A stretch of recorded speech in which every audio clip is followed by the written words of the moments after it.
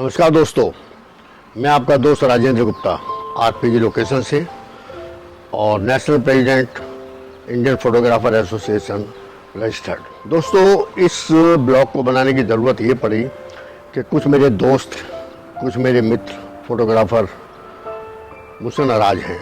नाराज़ होने का कारण शायद उनका ठीक भी है और गलत भी है। एक्चुअली मैंने एक मैसेज डाला था कि कोई भी कैमरा आप खरीदें पुराना तो उसमें बिल ज़रूर लें, लेकिन कुछ फोटोग्राफर मित्र या कुछ सेल परचेज करने वाले व्यक्ति मुझे डेली फ़ोन करते हैं कि भाई आप जो कर रहे हैं गलत कर रहे हैं, आप हमारे पेट पर लात मार रहे हैं। दोस्तों, मैं उसी बारे में आपको बताना चाहता हूँ। कोई भी कैमरा किसी कैमरा कंपनी से निकलता है तो ये मान के चलिए वो बिगर बिल के नहीं निकलता। ग्रे मार्केट पहले हुआ करती थी जब कंपनी ऑनलाइन सेल नहीं करती थी या दुकानों में माल नहीं बिकता था। उस समय ग्रे मार्केट होती थी, माल इंपोर्ट होता था। अब जो माल बिकता है, अब जो कैमरे बिकते हैं, ऑनलाइन बिके या किसी अथोराइज डीलर के थ्रू बिके, उनका बिल होता है और उस पर जीएसटी लगता है 18%। दोस्तों, एक बहुत बड़ा ब्लंडर चल रहा है। कुछ हमारे मित्र हम ही से कैमरा खरीदते हैं और हमें ही बेचते हैं और उस पर 20 से 30% मार्जिन तक लेते हैं। मुझे उनके मार्जिन से, उनके प्रॉफिट से कोई लेना देना नहीं है। मुझे लेना देना है उन फोटोग्राफर से जो वो कैमरा खरीद रहे हैं। आप खूब कैमरा बेचिए, लेकिन उस कैमरे का बिल भी लीजिए जिससे खरीद रहे हैं, और जिसको बेच रहे हैं उसे बिल की कॉपी दीजिए। कुछ हमारे मित्र फ़ोन करके बताते हैं कि हम तो एफिडेविट तक देते हैं लिख के। भाई नहीं, रोज का एक कैमरा चोरी होता है। वो कोई खेलने का खिलौना नहीं है कि जो किसी ने घर में रख लिया उससे खेलना शुरू कर दिया। वो सिर्फ फोटोग्राफर के ही काम के कैमरे हैं और वो बिकते हैं मार्केट में हम लोगों को। मैं हाथ जोड़कर रिक्वेस्ट कर रहा हूँ उन सभी दोस्तों से जो मेरी बात का बुरा मान रहे हैं।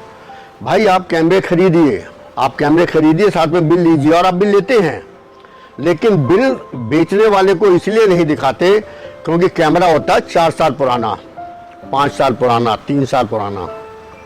आप कहते हैं बिल्कुल मिंट कंडीशन, अभी नया है, बिल्कुल नया है, अभी 6 महीने चला है।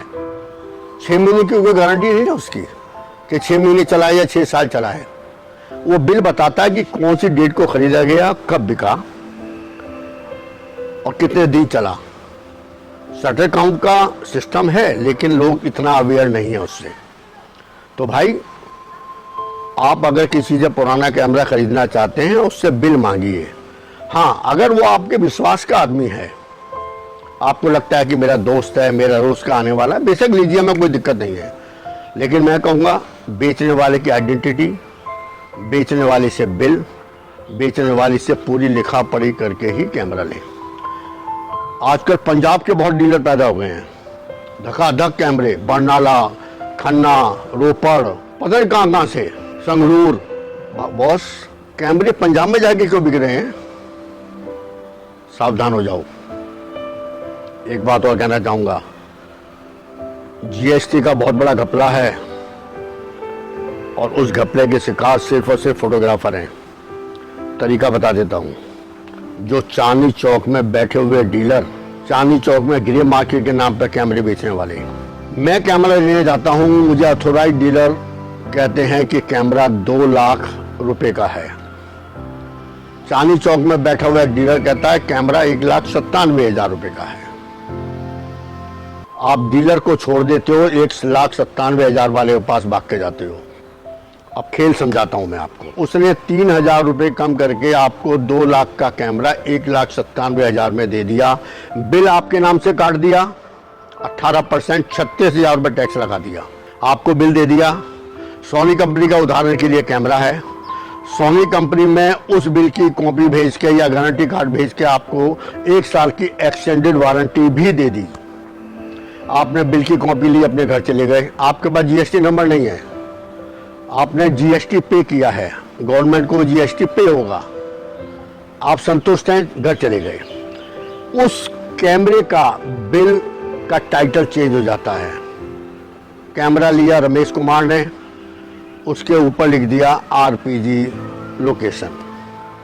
आरपीजी के पास सिर्फ बिल आ गया, मेरे पास जीएसटी नंबर है, मैंने जो है उसका बेनिफिट ले लिया, टैक्स का बेनिफिट 36,000 रुपये मैंने टैक्स पे किया और 36,000 रुपये का बेनिफिट मुझे मिल गया। लेकिन टैक्स पे किया रमेश कुमार ने, जिसके नाम बिल कटा हुआ है, लेकिन बिल पर मेरा नाम पड़ गया, उसका बेनिफिट लिया मैंने। मेरे को कैमरे की जरूरत नहीं है, मेरा कैमरे का काम नहीं है उदाहरण के लिए, लेकिन मैंने अपने खर्चों में वो कैमरा दिखा दिया। 36,000 रुपये टैक्स गवर्नमेंट से उसका बेनिफिट ले लिया और 36,000 में से 10,000 रुपये मैंने दे दिए उस बिल बनाने वाले को।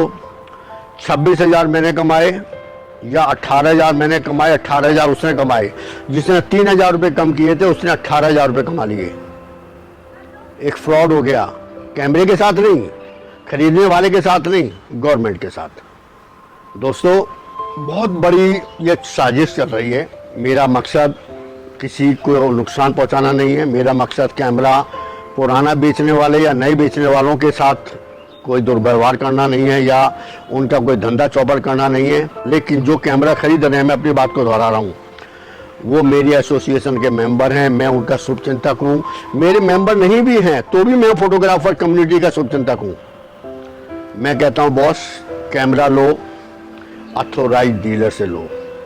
2 या 3,000 रुपये जरूर फालतू लगेंगे, लेकिन जो कैमरा ले रहे हो उसका बिल आपके नाम के होने के बावजूद किसी और के नाम पर भी नहीं चढ़ा हुआ।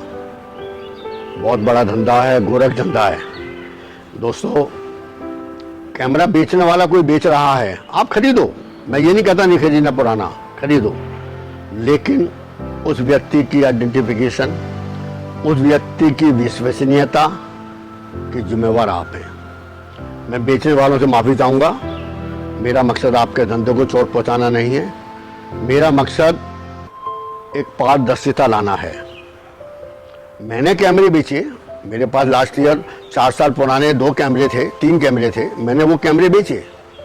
उन कैमरों को जिस व्यक्ति ने मेरे से खरीदा, तीसरे दिन उसने 1,05,000 का मैंने कैमरा बेचा, M4 अल्फा 7 उसने 4 दिन बाद 1.25 लाख का डाल दिया, मिंट कंडीशन, ब्रांड न्यू। भाई 3 साल पुराना कैमरा था, कहां से मिंट कंडीशन हो गया? ये बिल को छुपाया इसलिए जाता है क्योंकि उसको नया कहा जा सके। टचिंग हो जाती है, पेंट हो जाता है। आज के ब्लॉग के लिए इतना ही। मैं माफ़ी चाहता हूं अगर किसी को मेरी बात को बुरा लगा हो, लेकिन मेरे लिए फोटोग्राफर का हित सर्वोपरि है। नमस्कार।